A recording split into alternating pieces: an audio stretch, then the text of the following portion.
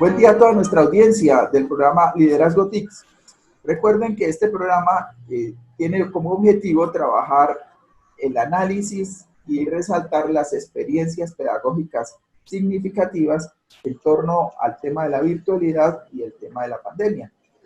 No quiere decir que no hablemos de otros temas, también hablamos de otros temas de actualidad, situaciones que se están presentando en este momento en relación con los procesos educativos en crisis. En este momento hemos determinado en este programa con los diferentes invitados que tenemos una crisis educativa fruto de una situación no solo de la pandemia, sino que fruto de la crisis que ha habido a partir de la historia de Colombia con la educación. Con los buenos días, Carlos Rosero, en el programa. Buenos días, Damián. Agradecerte mucho la compañía en este programa, tu presentación. Otro programa más, ya se nos va llenando una buena rejilla de número de programas, siempre esperando de que alguno solucione, alguno ayude a resolver alguna de las incertidumbres que tienen también los docentes en esta época de crisis, en esta educación también en crisis, al igual pues que con la coyuntura que estamos manejando en este momento. Y por otro lado tenemos un invitado especial, es el doctor Zenén Niño Avendaño. Él es un ex congresista de la República, como tal maestro. Ha sido un maestro con una trayectoria histórica en la docencia. Con los buenos días, doctor, y un saludo para nuestra audiencia. Damián, muchas gracias por esta invitación. De igual manera a Carlos, muy amables por contactarse a esta hora y con mucho gusto todo lo que pueda colaborar para ayudar en esta época tan difícil en que tenemos los colombianos y todos los habitantes de este mundo. Con mucho gusto de estar con ustedes compartiendo un rato.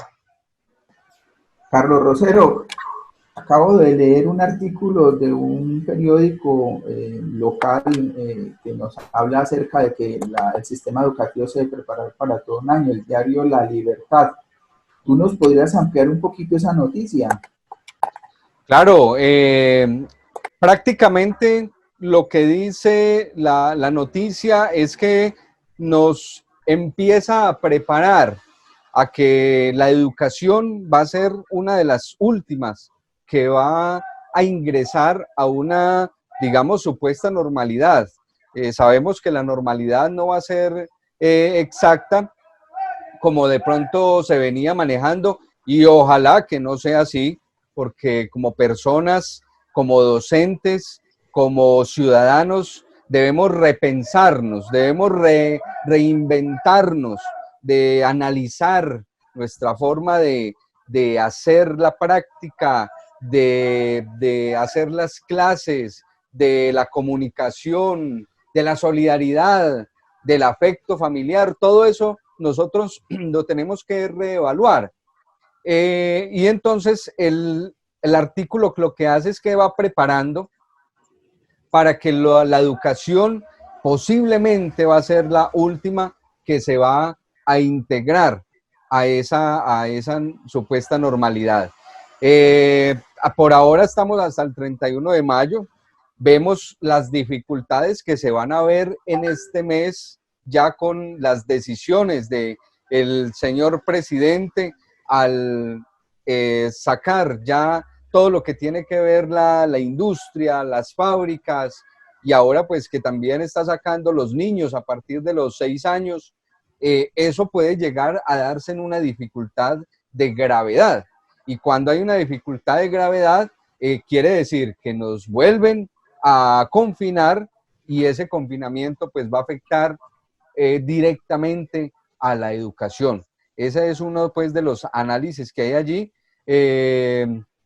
Quisiera darle mi saludo al doctor Zenén Niño Avendaño, un maestro que estuvo en el Congreso de la República, ex senador, también expresidente de FECODE, y tiene toda la experiencia para estar en este programa, para hablar de estos temas, y quisiéramos que él nos contara un poco sobre su perspectiva. ¿Cómo ve esta situación por la que estamos pasando y cómo la ubicamos o cómo se ha evidenciado también las dificultades de la educación por lo que tanto luchó FECODE o lucha? En este momento también estamos en las mismas, sino que ahora seguimos a otra preguntita porque la cosa se nos está complicando, ¿cierto? En el sentido de que pues el Estado va a terminar este confinamiento y va a decir estamos endeudados y no tenemos un peso para nadie, ¿cierto?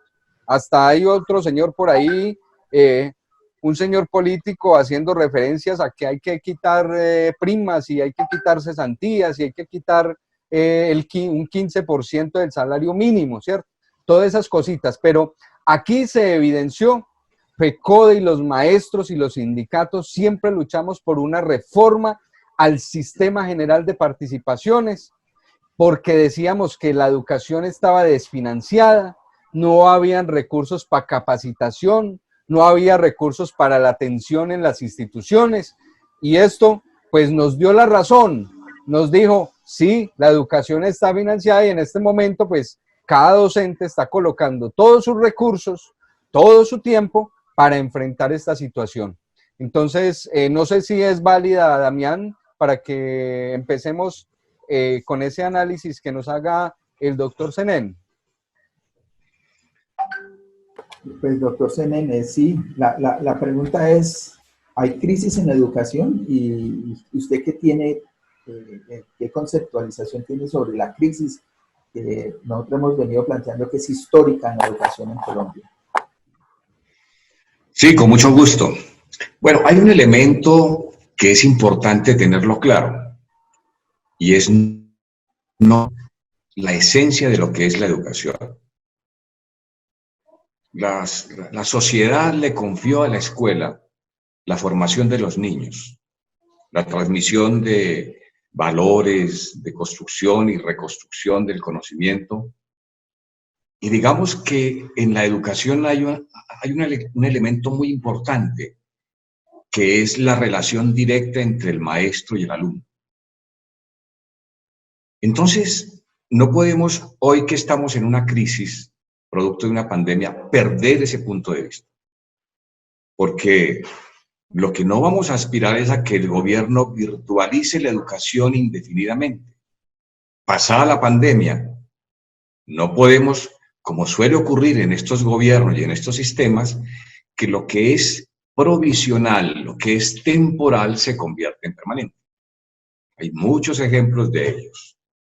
El ejemplo más reciente, se dijo, la videoevaluación es una cosa transitoria mientras que hay el nuevo estatuto docente. Y uno observa que eso es para volverse indefinido. Entonces, estamos en un momento excepcional en la humanidad, en donde el sector más golpeado por la pandemia, además de la economía, es la educación. Bueno, el teletrabajo fue una solución. Ahora hay un riesgo, se abre otra vez las puertas de las fábricas, de los trabajos. Eso tiene un riesgo de que la pandemia se profundice. Pero entendemos que es una necesidad de la sociedad seguir produciendo. Ahí hay un riesgo.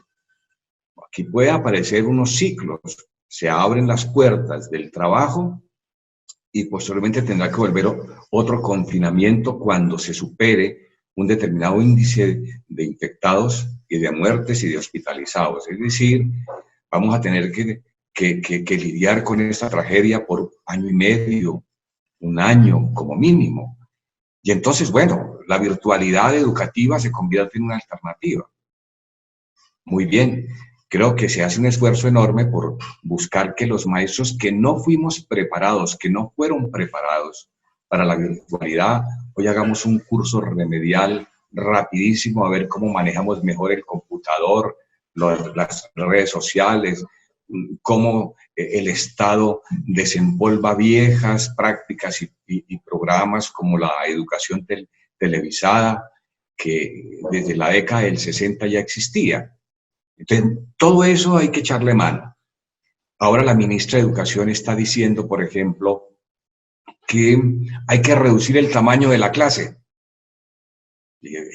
Tengo un artículo por ahí donde me parece importantísimo que la ministra de Educación hable de reducir el número de niños por curso. Porque entre otras cosas, Colombia, que ahora hace parte con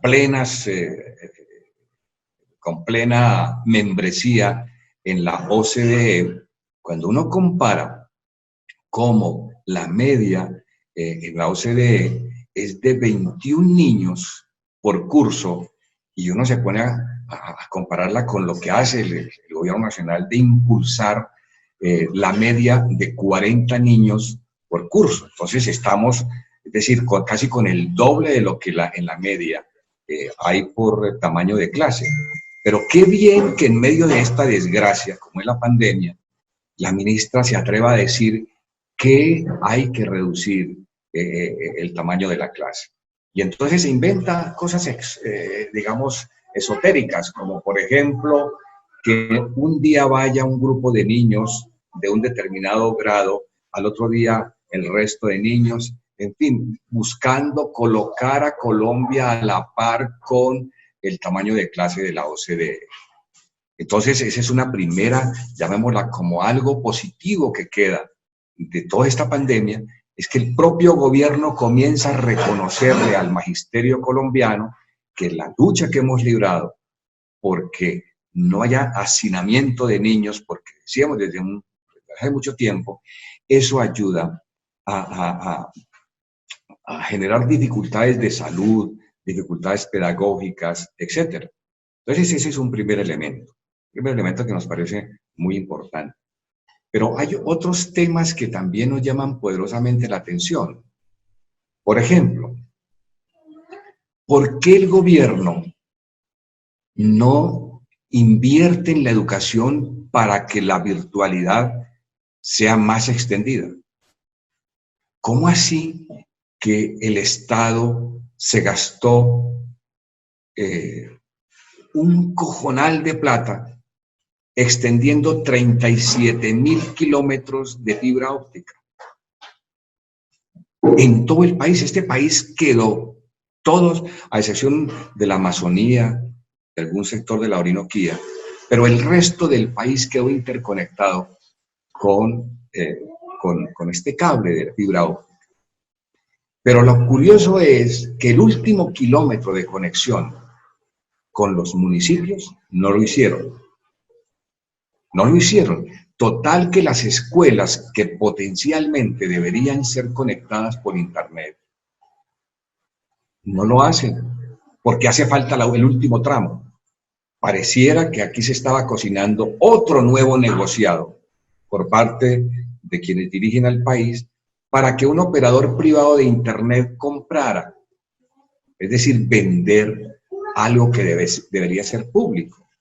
Entonces uno se pregunta, ¿por qué invirtieron tanto dinero en eso y no le sacaron todo el jugo suficiente para que las escuelas colombianas quedaran interconectadas? Lo llama la atención otras cosas. Por ejemplo, se anuncia con bombos y platillos que el gobierno le ha invertido 23 billones de pesos hacia el sector financiero y que proyecta un crédito internacional de 44 billones de pesos para darle mayor solvencia financiera a la banca. Y uno se pregunta, ¿y cuánto valdría comprar 3 millones de tabletas para distribuírselas a los niños de las familias que no tienen la posibilidad de internet? ¿Por qué no se invierte, que es ya lo mínimo? Si se gastó lo máximo, que fue la extensión de la fibra óptica, ¿por qué el Estado, en este momento, en donde el presidente de la República tiene las facultades por la declaratoria de emergencia sanitaria y ahora próximamente emergencia económica, ¿Por qué el gobierno no país y para hacer más efectiva la educación? Haciendo cálculos, comprar una tableta, conectar, darle conectividad gratuita a esas familias, no vale más de 1 billón de pesos. Es decir, 20 veces menos de lo que ha invertido el Estado para beneficiar al sector de la banca privada. 7 veces menos valdría esa solución de lo que le regaló el gobierno a las EPS por un concepto y disque de una deuda histórica que no se ha podido determinar, por unos diagnósticos tan buenos que hacen las EPS sobre la salud de los trabajadores, de los colombianos, y que no fueron cubiertos con lo que se llama la UPC, la unidad per cápita, con la que se pagan los servicios médicos asistenciales a los colombianos. Entonces uno encuentra que el gobierno destina mucha plata para otros sectores, pero a la educación nada. En estos días me puse a mirar el informe del presidente de FECODE sobre lo que pasó con la mesa técnica de trabajo en educación, en desarrollo de los acuerdos.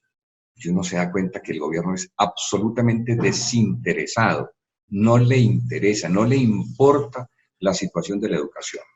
Total que en una pandemia como la que vivimos en el mundo, hoy las virtudes de los sistemas educativos de salud o los defectos se muestran con una fuerza inconmensurable. Indudablemente que otro de los, digamos, de las enseñanzas que nos deja esta pandemia es que definitivamente han sido los poderosos a una situación de tanta desigualdad en el mundo, en donde hoy millones de colombianos, millones de seres humanos no tienen la posibilidad de comprar, de adquirir los elementos básicos para soportar un aislamiento social de 2 o 3 meses. Aquí la gente, yo diría que más de 20 millones de colombianos no tienen para comprar un mercado que les permita durar 2 meses confinados. Es decir, aquí casi que la gente está al día. Eso nos está mostrando que definitivamente lo que se ha construido en tantos años en el mundo, y eso tiene que ser una especie también como de coronario, como de moraleja, y es cómo se viene construyendo las relaciones sociales en el mundo, cómo se distribuye la economía, cómo es la democracia en el mundo. Entonces, bueno, al tema de la educación, me parece entonces que cuando hablamos de reinventarnos, yo diría que nos reinventamos es sin perder el horizonte de lo que es la educación. La educación por esencia es dialógica. La educación es la relación personal entre el niño y el maestro, que en este caso se ve interrumpida. Eso tiene unas serias consecuencias en cuanto a la calidad de la educación. Ojalá que no nos vengan con el cuento posteriormente, que entonces, cuando se ha comprobado que el número de niños por curso hay que reducirlo, pero también se está ahora mirando la ratio, la relación entre maestro y alumno. Ahora, ¿cuántos niños por hay en la OCDE? La media es de 15 y en Colombia es de 25. Doctor Senen, es decir, se necesitan más maestros, sí, se necesitan más aulas. Y se necesita más infraestructura. Sí, y se necesita también más infraestructura, se necesita desarrollar más al docente. Por ejemplo, sabemos que no va a ser la única pandemia que vamos a tener por las condiciones a que hemos sometido el planeta, pero tampoco hemos preparado bien al docente en temas de TICs, de manejo de computadores para hacer clases. Nosotros incluso hemos llegado a considerar que no existe el tal nativo digital en Colombia. El joven estudiante de bachillerato es nativo de redes sociales, es bueno para chatear y para estar en Facebook, pero no es bueno para crear apps, para generar nuevas alternativas, porque no nos hemos preparado para eso. Yo tuve la oportunidad de trabajar con computadores para educar y en el fondo eso es un tumbis para el maestro. ¿Por qué? Porque usted lo hace ir 120 horas y hay maestros que no han tenido un aprestamiento para ser capaces de hacer unas cosas, pero también me tocaron maestros que bajaban de veredas donde ni luz hay, ¿sí? Y entonces un maestro que ni siquiera hay luz en la vereda prácticamente, pues menos va a haber internet y de su bolsillo no va a pagar un internet satelital para tener él para dar una clase. Mejor dicho, tenemos unas grandes desigualdades. Si en las ciudades tenemos unas desigualdades profundas y hay barrios donde el internet, yo he visto a la gente alrededor de los puntos Vive Digital tratando de chatear, porque yo mismo cuando me he conectado a un punto de Vive Digital, ni siquiera puedo mandar un mensaje de WhatsApp. Yo mismo lo he hecho. ¿Sí? Yo me he conectado. Entonces tenemos una gran desigualdad en, digamos, de acceso a los derechos de servicios. Y entonces el tema que para nosotros es preocupante es, por ejemplo, una pregunta que hemos hecho siempre es, entonces los muchachos este año pierden el año o nos van a salir luego al final del año que hay que trabajar diciembre, enero y que no pasó nada y que repongamos clases. ¿Usted cómo ve ese panorama en Colombia? Bueno, Damián, entonces podríamos como, antes de pasar a este punto, poder concluir en lo siguiente. La escuela y el maestro en materia educativa son irreemplazables. Sí. Es decir, desde la época del Renacimiento, desde la modernidad de la humanidad, se le confió esa misión a la escuela y al maestro. Y por supuesto, también hay otra constante histórica, y es que aquellos sectores que dominan la política y la economía en las diferentes épocas de la humanidad han pretendido manipular la educación para su servicio. Hay que recordar en las épocas de la Santa Inquisición, en que se perseguían a los científicos, a los hombres de ciencia, que se perseguía la literatura liberadora, que se quemaron libros, que se ejecutaron muchísimos herejes. Y en la época más reciente, la persecución tan brutal que se le hacía a los sindicatos, lo que se viene haciendo con los dirigentes, que cuando no son cooptados, cuando no se corrompen por parte del Estado, entonces hay que asesinar. Esa es como la historia.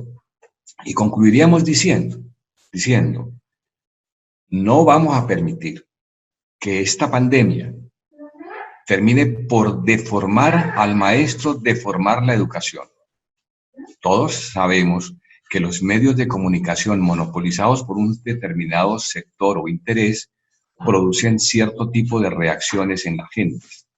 Lo que no podríamos es que se acabe con aquello que se llama libertad de cátedra, libertad de pensamiento, que es tal vez como el instrumento, la manera en que la escuela contribuye para que exista la democratización del pensamiento en el mundo. Tal que ese es un elemento que me parece muy importante. Yo creo que Damiana y Carlos han dicho algo muy interesante. Los maestros no fuimos capacitados para el manejo de las tecnologías educativas, porque no le interesaba a quienes se han inventado los estándares y competencias. Ahora comienzan a interesarse. Y no es que le hagamos, digamos, no es que estemos en contra del manejo de los medios de comunicación, de la tecnología. No, lo que no podemos es sustituir al maestro ahora por unas herramientas tecnológicas. Las herramientas tecnológicas las debe manejar el educador. Las herramientas tecnológicas son muy importantes porque eso ayudan a construir conocimiento. Entonces, ahora podríamos nosotros decir, bueno, ¿cómo vamos, cómo se va a enfrentar esta pandemia? Al revisar las expresiones que ha dicho la ministra de Educación, de que para ellos es demasiado importante mantener la evaluación. Ellos se preocupan no tanto por el conocimiento del niño, sino por la evaluación. Entonces, ya el gobierno está organizando un proyecto con el ICFES para mirar a ver cómo se mantiene las evaluaciones, porque para ellos es muy difícil, complicado mantener las evaluaciones saber. Para ellos es complicado mantener la prueba PISA. Entonces, la gran preocupación que tiene el gobierno nacional es cómo continuamos con la evaluación de alumnos, las evaluaciones censales externas, pero cómo se continúa con la evaluación multidimensional de los maestros. Entonces, mientras que los educadores estamos preocupados cómo llevarle el conocimiento al niño, cómo llevarle la formación en valores, solidaridad, comportamientos éticos, etcétera. El Estado está más preocupado en otra cosa, es en la medición a través de una evaluación que tiene muchísimos elementos. Y aquí viene otra aclaración. La pregunta es un instrumento valiosísimo en la construcción y consolidación del conocimiento. Porque la pregunta que indaga, la pregunta que escarba, la pregunta que ahonda, es una pregunta que ayuda a construir conocimiento. Entonces, no es que estemos contra la evaluación. No, la evaluación casi que va a la par con la misma construcción del conocimiento.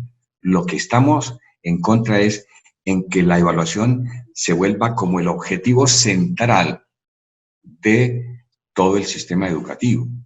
Porque ahí existen muchísimas, pero muchísimas críticas. No es posible que una entidad como la OECD, la Organización de Cooperación para el Desarrollo Económico, sea la que en últimas esté orientando los currículos en el mundo a través de los diferentes gobiernos. No es posible que las pruebas PISA sean pruebas construidas por un organismo de carácter eminentemente económico, bancario y financiero, que no tienen nada de pedagogía, que no tienen la ética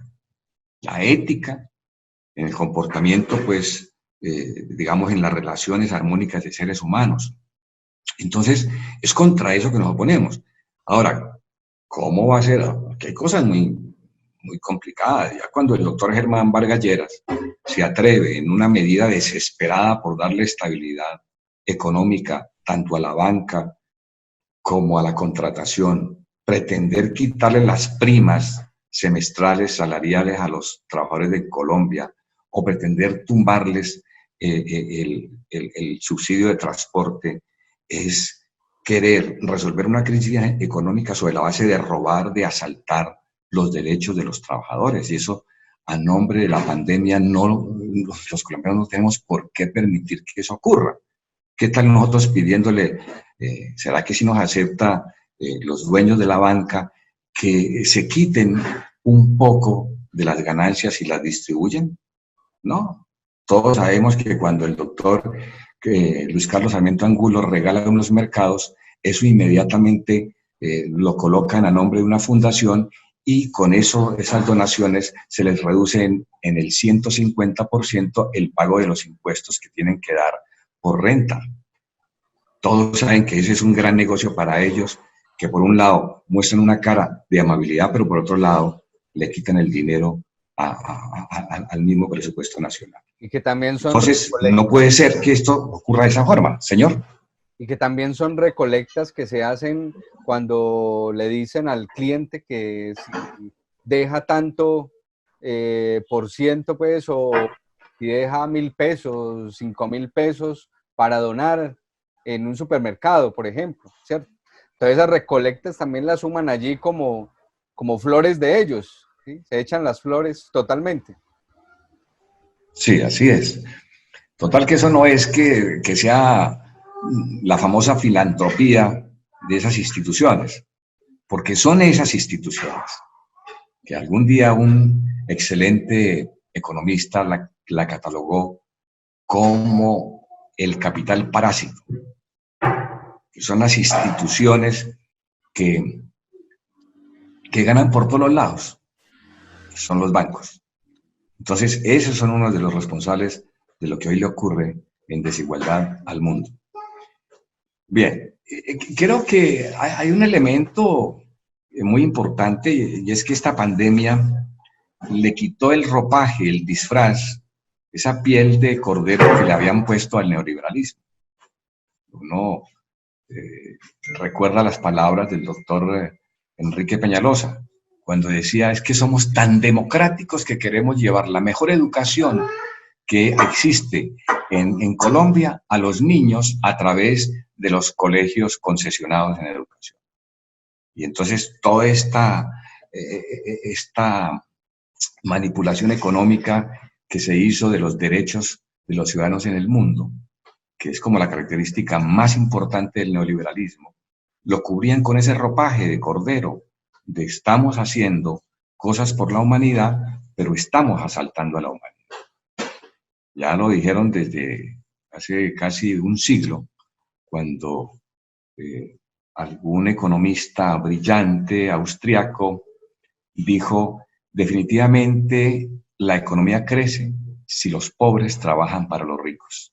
Y ese es el principio neoliberal que después de un siglo de inventado, ahora se está cumpliendo. Y digo entonces que hay un elemento muy importante en todo esto, es que está quedando desnuda la barbaridad de ese modelo neoliberal, que es un capitalismo salvaje, es un capitalismo en donde solamente priman los intereses de los más poderosos y se va generando unas desgracias colectivas en todos los terrenos, desde el económico y el cultural. Entonces, sobre la base de estos diagnósticos que hemos estado haciendo, de estas miradas de lo que nos está sucediendo, ¿usted para dónde cree que va la educación en Colombia y cuál es la solución que tenemos que empezar a exigirle al Estado respecto a la educación? Digamos que los maestros colombianos, FECODE, hemos luchado porque la educación sea un derecho fundamental humano, que la educación sea un proceso de formación integral permanente. Ese es como nuestro anhelo, ese es como nuestro reto, ese es como nuestra utopía. Y es que la educación tiene que ser una educación liberadora. Pero cuando uno revisa los currículos educativos, cuando uno revisa la modernización, entre comillas, del aparato educativo, cuando uno revisa la forma en que se destruyen instituciones educativas, se sateliza la educación, entonces uno va entendiendo que aquí lo que prima es no un criterio educativo de integración integral, sino un criterio económico. Entonces la educación, que debe ser un instrumento para desarrollar las fuerzas productivas, para desarrollar la economía de un país, termina es convertida en instrumentos que no reivindican la educación, sino que la educación termina siendo considerada con unas reformas para beneficiar, para ahorrar dinero, para beneficiar el énfasis del presupuestal y de inversión para otros sectores. Y entonces la educación, que teóricamente debe ser la piedra fundamental del desarrollo de las ciencias básicas y esta, a su vez, el desarrollo de las fuerzas productivas, todo ese es un discurso que queda fofo, que queda en el aire. La educación, ¿qué ha sido? ¿Qué ha sido en Colombia? La educación en Colombia ha sido un escenario. Alguna vez le decía a una ministra de Educación, a la doctora María Fernanda Campo, y a la doctora Gina Parodi, y a la doctora Gina, la última ministra, antes de la actual ministra, la doctora Janet Guija, les decía, la educación se convirtió en el portafolio, en el escenario más grande de contratación en Colombia. Me preguntaba la ministra que si yo fuera ministro de Educación, ¿qué no haría? ¿O qué sería lo primero que haría? Y le decía, lo primero que haría es acabar con la tercerización de todos los programas educativos. Todos los programas educativos están tercerizados. En todos los programas educativos hay una intermediación. Desde la alfabetización, el programa de alfabetización, allí entonces se consiguen maestros, se le da el contrato a un particular y ese particular consigue maestros.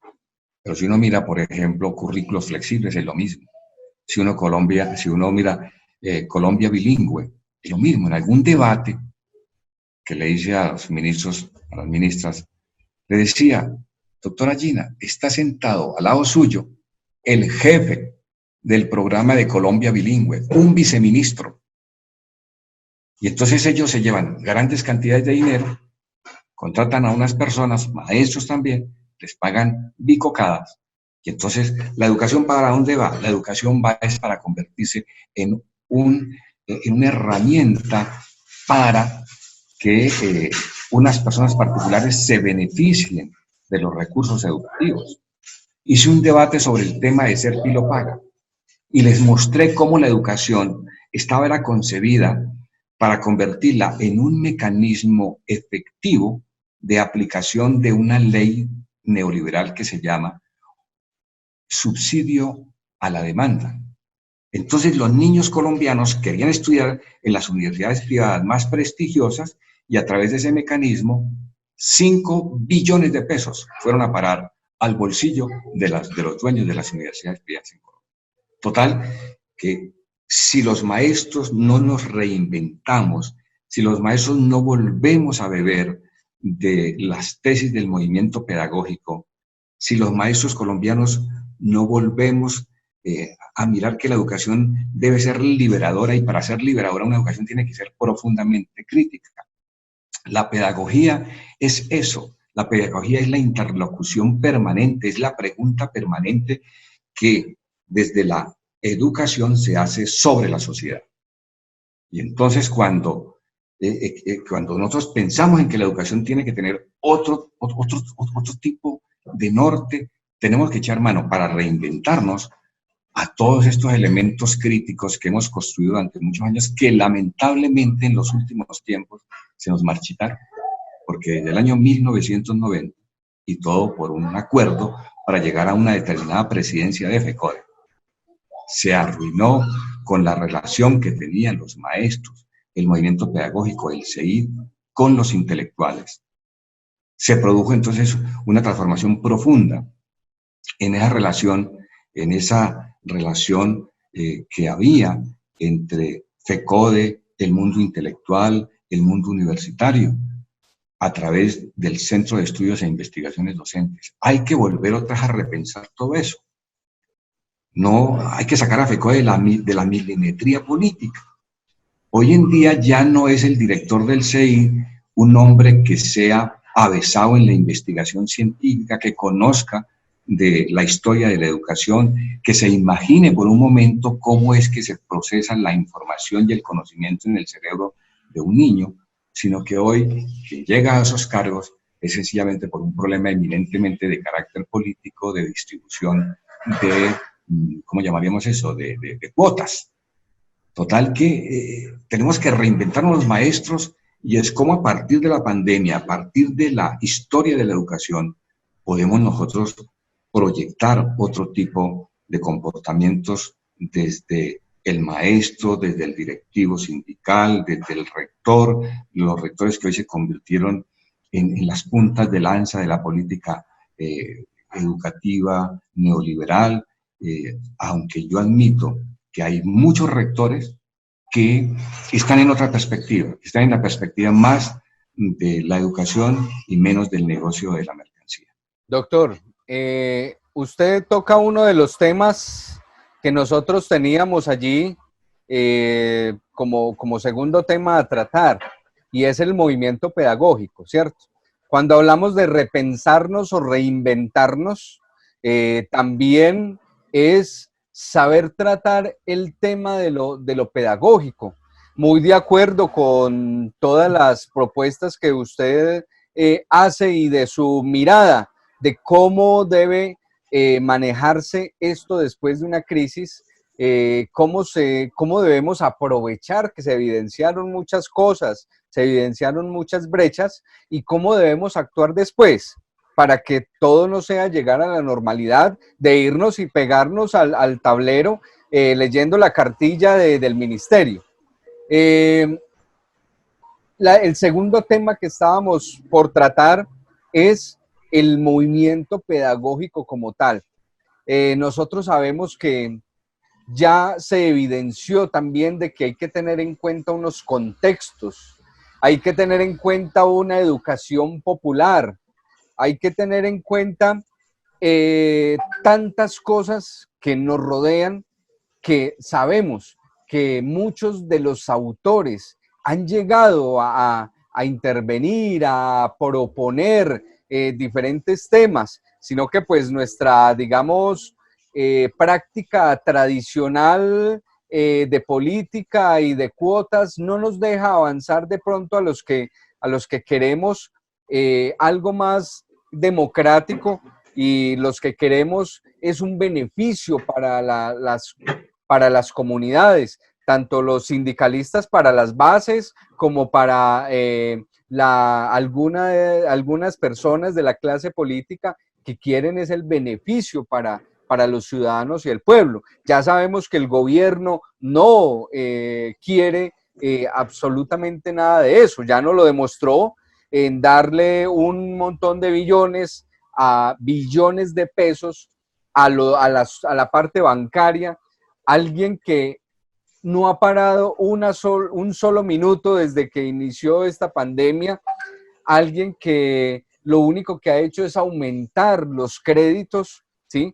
Y dice que colabora, pero colabora es empezando a cobrar dentro de 2 meses y dentro de esos 2 meses cobra con el mismo capital y con el mismo, las cuotas que se van pagando de intereses.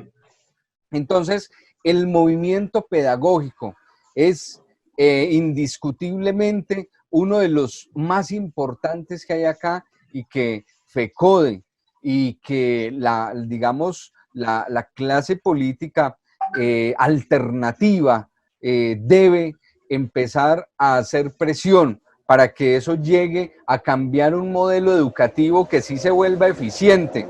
Excelente lo que usted decía ahora de que el gobierno, y es más, ahí es donde se vuelve un modelo de política educativa que se transmite también a las administraciones de lo que es la evaluación.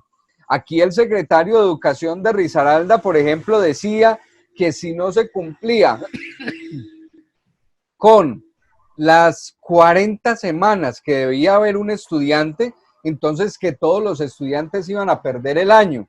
Un absurdo completo porque sabemos, tanto usted como yo que hemos sido docentes de lo público, sabemos que ni siquiera se pierde con lo de las 40 semanas, se pierde con un 75%, ¿cierto? Si no se cumple con ese 75%. Pero además de eso, hombre, eso es descontextualizarse de que estamos en unos tiempos de crisis, que estamos en una anormalidad, en un año anormal y por ende una educación de un calendario académico anormal.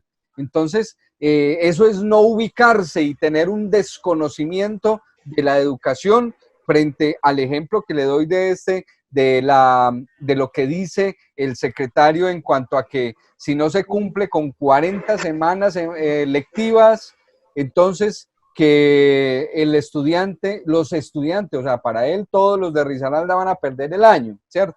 Entonces, es una situación que es indiscutiblemente un absurdo hacer esos comentarios. Bueno, sobre el movimiento pedagógico, digamos algunas verdades que no se han dicho o se dijeron muy tangencialmente. En 1990 se bifurca el movimiento pedagógico. los intelectuales empujaron un movimiento pedagógico independiente de FECODE. Y FECODE empujó otro movimiento pedagógico. Cuando yo estuve en la presidencia de FECODE, intenté llamar a los intelectuales para que hicieran parte del CEIP. No fue posible. Ya habían muchas heridas y no fue posible. En segundo lugar, intenté hacer que el movimiento pedagógico no fuera solamente de Colombia, sino de América Latina. Y logré, a través de mi participación en la Internacional de la Educación, convocar el primer encuentro pedagógico latinoamericano. En la pretensión de que mucho pensamiento crítico que abunde en América Latina se articulara y ayudara a fortalecer nuestro movimiento pedagógico que impulsa FECODE. El otro movimiento pedagógico de los intelectuales, de cierta forma, por la falta de una organización poderosa como es FECODE, muchos intelectuales que ayer trabajaron con la federación terminaron con el paso del tiempo siendo asesores del Ministerio de Educación Nacional. Y hubo algo curioso, Carlos y Damián.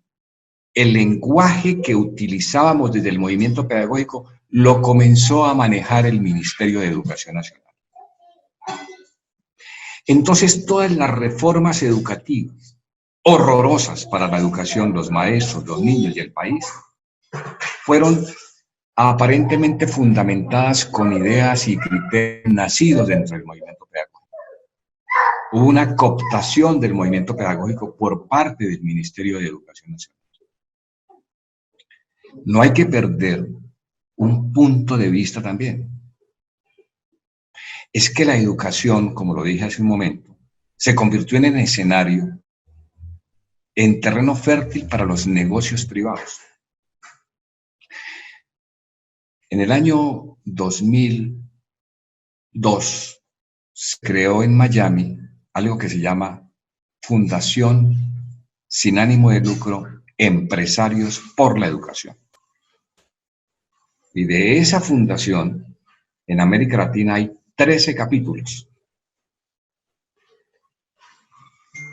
Esos 13 capítulos, en esos 13 países, vienen desarrollando una política educativa neoliberal muy profunda, muy fuerte. Hasta la última investigación que hice, hace más o menos unos 2 años largos, Empresarios por la Educación, de sus recursos propios, había invertido 2.3 billones de pesos en la formación de rectores. Rectores coaching. Ha adquirido tanta importancia esta fundación que hoy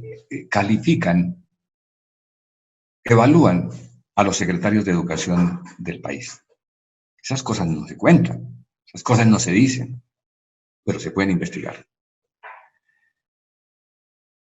Entonces, el movimiento pedagógico tiene que romper contra eso. Es decir, entendemos que estamos en un mundo que lo maneja la economía. Eso es insalvable.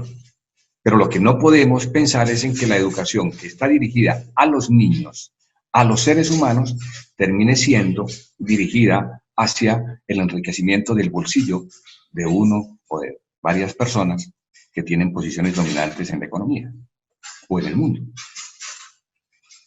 Porque ahí cambia completamente. Entonces el movimiento pedagógico es, digámoslo, es como esa sal que impide que se corrompa el aparato educativo. Y por supuesto que juegan con las necesidades de los maestros. Por supuesto que aparecen aquí entonces lo que se llaman los bonos, estímulos, en que si tú haces tal cosa, yo permito que tú ganes un dinero. Por eso se ha aplicado este tema de la videoevaluación. de la videoevaluación. Tú asciendes si tú enseñas como yo quiero que tú enseñes. Yo quiero que tú enseñes de esta forma, piensa el ministerio. Y entonces aparecen unos pares que van a evaluar al maestro. Entonces esos pares iniciales hacen una evaluación de carácter cualitativo y después le entregan esos informes cualitativos a unos genios del ICFES para que esa evaluación cualitativa la vuelvan cuantitativa.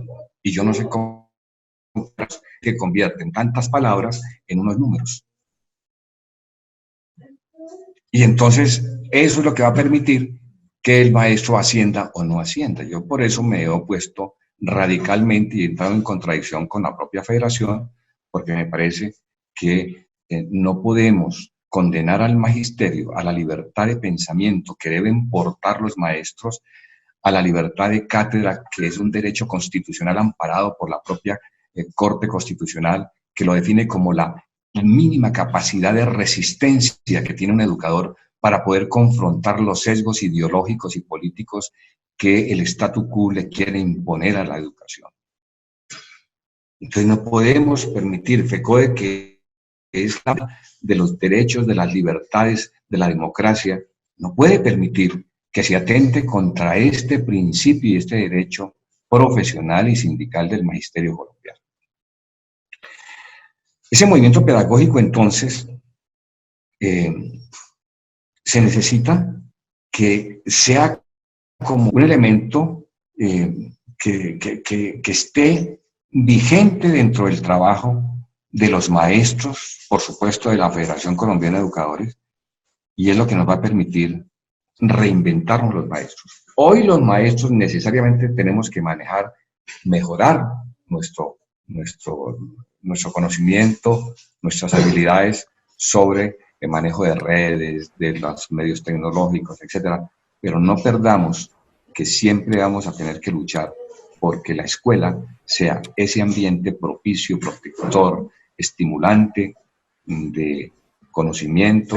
No olvidemos que es en la escuela donde se puede aprender a hacer el juego limpio, donde podamos nosotros aprender a compartir e incluso a desarrollar nuestra capacidad de tolerancia con quienes tenemos contradicciones, con quienes tenemos de pronto antipas, que eso hace parte también de la formación integral de los seres humanos. Yo creo que los padres de familia en estos días que han tenido que cumplir de maestros, hacer de maestros, han aprendido mucho también de pedagogía. Y quiero resaltar el enorme esfuerzo, porque esto hay que resaltarlo, de los maestros que atreviéndose y aventurándose a un mundo de pronto un poco desconocido para ellos, se han metido, y yo creo que lo que más hay que resaltar en la educación es ese esfuerzo colectivo que hacen los maestros por tratar de impedir que las brechas culturales se profundicen entre los niños pobres y los niños que tienen las posibilidades del Internet o de los medios o de los instrumentos tecnológicos. Ese es un esfuerzo enorme que están haciendo los maestros en Colombia y yo creo que eso hay que premiarlo. Entonces, vayamos resumiendo sobre este punto. ¿Qué autoridad tiene el Ministerio de Educación Nacional, ICFES, tiene sus pares para emitir juicios de valor sobre el aprendizaje de los niños o el trabajo de los maestros en un momento de crisis como la que hoy tiene Colombia y el mundo? Ninguna autoridad.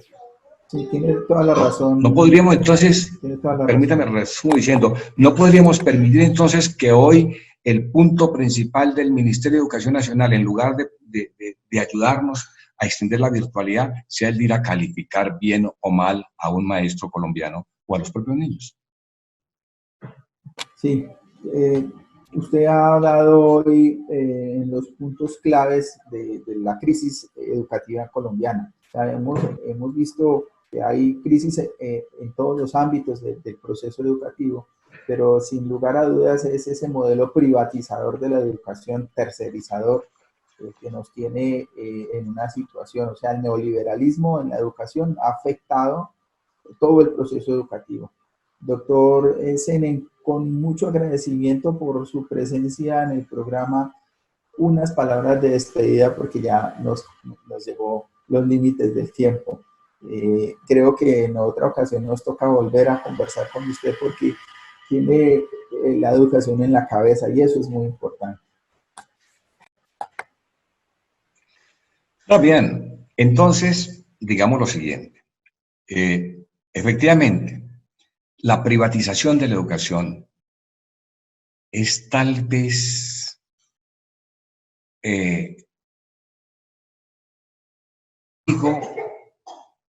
mayor de la educación como derecho fundamental de los ciudadanos.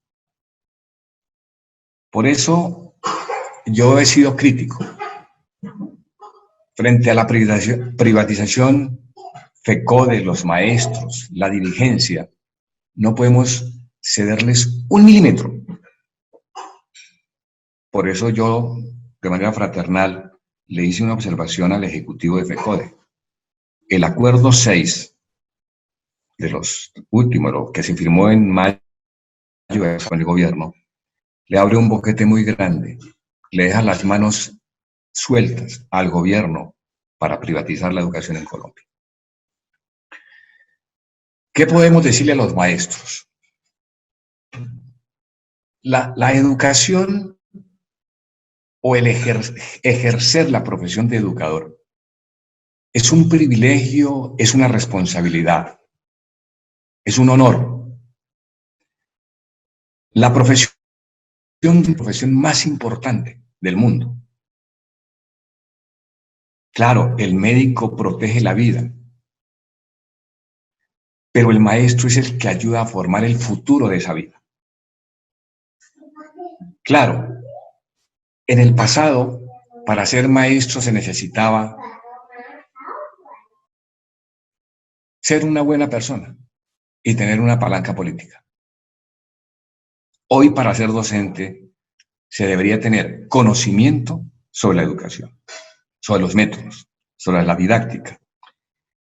Entonces, si la profesión docente es la profesión más importante del mundo, tenemos que defenderla con ahínco, con pasión.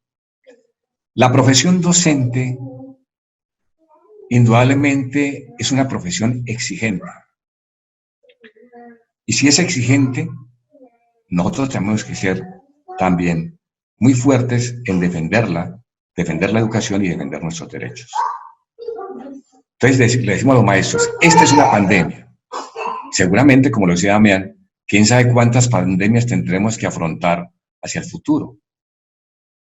Y prepararnos para tener la capacidad de adaptación, ser flexibles, adaptarnos a las circunstancias, pero siempre teniendo claro que la educación es el acto personalizado, es el, como lo dijera Freud, es el acto de amor más sublime, que es la transmisión del conocimiento. Entonces, si nosotros tenemos eso claro, podemos adaptarnos a las circunstancias del tiempo, de las pandemias, en fin. Aquí lo importante para los maestros es mantenernos firmes, mantenernos en la línea, mantenernos convencidos de la profesión que estamos ejercitando. Pero, de igual manera, mantenernos en la posibilidad, en cualquier momento, de poder producir movilizaciones, así sean movilizaciones por mensajes, etc. Miren lo que puede pasar. Este es un llamado de atención. Es que la CAN, la Comisión de Alto Nivel, que en última se convirtió como en el rector de la educación, la que va a determinar el Sistema General de Participación, es la que va a determinar si hay o no hay incremento de la cobertura del preescolar, si se modifica o no se modifica el tamaño de la clase. En fin, la CAN, que es un organismo multisectorial, donde el gobierno tiene el 90% del control, se convirtió y esa CAN convertida en el rector principal de la educación en Colombia nos puede conducir a unas situaciones muy difíciles. Entonces, mi llamado es estar pendientes desde la Federación Colombiana de Educadores, desde los maestros, a que la educación no termine siendo tirada al abismo ahora en un momento de crisis y de cierta desesperación que cunden los colombianos, y que la educación termine colocándose más al servicio de lo que hasta hoy está, al servicio de los poderosos de este país. Ese es mi mensaje a los maestros, un mensaje de esperanza, de rebeldía, un mensaje reafirmativo en nuestra, lo que llamaríamos, identidad profesional. Muchas gracias, doctor Senen, por su participación en el programa. Carlos, unas palabras de despedida de nuestro programa, por favor. Claro que sí, llegamos al final de nuestro programa Liderazgo TICS. Agradecerle a nuestro invitado del día de hoy, espectacular. Es una persona que tiene la experiencia en todos los contextos, en el contexto de ser maestro, en el contexto de ser dirigente sindical de la Federación Colombiana de Trabajadores y en el contexto del Congreso de la República, en el que sabemos que no se crean las leyes porque digamos, nuestra democracia, el neoliberalismo, muchas de las cosas no lo permiten. Permiten es que se dé pues la voluntad del gobierno de turno, pero sí el hacer esa presión respectiva y cuánto nos hace falta que estén personas, maestros allí en el Congreso, porque son una oportunidad para evidenciarle al gobierno que está haciendo las cosas mal, en dónde están haciendo la corrupción y qué deben hacer para poder llegar a una reinvención, como lo hablábamos ahora, de la educación. Entonces les agradezco mucho. Le agradezco también, Damián, por siempre estar atento en nuestro programa. Sabemos también el tiempo que tenemos en la creación, en la producción, en la realización de un programa de estos, y siempre vamos a estar agradecidos con tu trabajo. Bueno, muchas gracias a ti por tus palabras, muchas gracias al doctor Senen y a nuestro querido público. Nos vemos en el próximo programa y bueno, esperar que salgamos de esta crisis ganando. Muchas gracias.